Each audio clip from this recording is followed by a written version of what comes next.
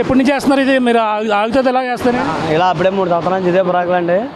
ప్రస్తుతానికి అయితే ఇలా బత్తలు కట్టడం అయితే 4 రోజుల నుంచి కట్టుకుంటున్నాను మేము. అలాగా నైట్ పగలం ఏమేస్తున్నారు? ఇసుక బట్టలు అయితే ఆగుద్దట? ఇసుక బత్తాలండి ఇవి ఆగుతులేండి. పొద్దున్న రాత్రి 2వ దాకా కట్టుకున్నామండి. పొద్దున్న చేసి కొట్టేసిందండి. చూడొచ్చు ఇక్కడ ఇసుక వేస్తుంటే కింద నుంచి నీరు ఏ విధంగా వచ్చేస్తుందో, వాళ్ళు ఎటువంటి కష్టాలు పడుతున్నారో చూడొచ్చు. చూస్తున్నాం పక్కన వేస్తుంటే మరో పక్కన నీరు కింద నుంచి లీక్ అయిపోతున్నటువంటి దృశ్యం చూడొచ్చు. ఈ విధంగా వచ్చేయడంతో వీళ్ళకైతే దీన్ని అయితే కంట్రోల్ చేయలేని పరిస్థితి కనబడుతుంది. మొత్తం మీద అయితే ఈ యొక్క ఏలేరు వరద వలన అయితే తీవ్రంగా ఈ గొల్లప్రోలు సంబంధించిన రైతులైతే తీవ్రంగా నష్టపోయారు. చూడదు పక్కన వరద ఉధృతి ఏ విధంగా ప్రవహిస్తుందో, ఈ వరద ఉధృతి కారణంగా ఈ యొక్క రైతులైతే తీవ్రంగా నష్టపోయినటువంటి పరిస్థితి కనబడుతుంది.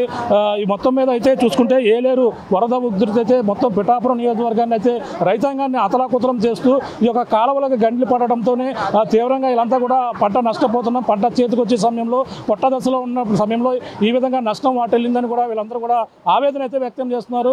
ఇప్పుడు గత సంవత్సరం కూడా ఇదే మాదిరిగా ఇక్కడ గండి పడింది. అధికారులు ఈ గండి వేస్తాం, ఇదిగో వేస్తాం అని కూడా ఎవరు కూడా పట్టించుకోలేదు. కానీ ఇప్పుడు మళ్ళీ వరదలు వచ్చేసాయి. మేమే రైతులందరూ కలిపి ఈ విధంగా ఇసుక మాత్రమే వాళ్ళు ఇస్తున్నారు, మిగిలిన అన్ని పనులు కూడా మేమే చూస్తామంటూ కూడా వీళ్ళందరూ కూడా చెప్తున్నారు. ఏదేమైనా ఈ ఏలేరు రైతులు అయితే ఈ యొక్క గండ్లు పడడంతో పలు ప్రాంతాలలో గండ్లు పడడంతో గతంలో పడినటువంటి ప్రాంతంలోనే మళ్ళీ గండ్లు పడి ఈ విధంగా రైతాంగాన్ని అయితే తీవ్రంగా నష్టం వాటిల్లింది. మరొక 2 రోజులు ఈ వరద ఉధృతి ఉంటే మరి రైతులకి ఉన్న పంట కూడా మొత్తం పూర్తిగా నష్టపోతామని కూడా వీళ్ళందరూ కూడా ఆవేదన వ్యక్తం చేస్తున్నటువంటి పరిస్థితి ప్రధానంగా కనపడుతుందని చెప్పాలి.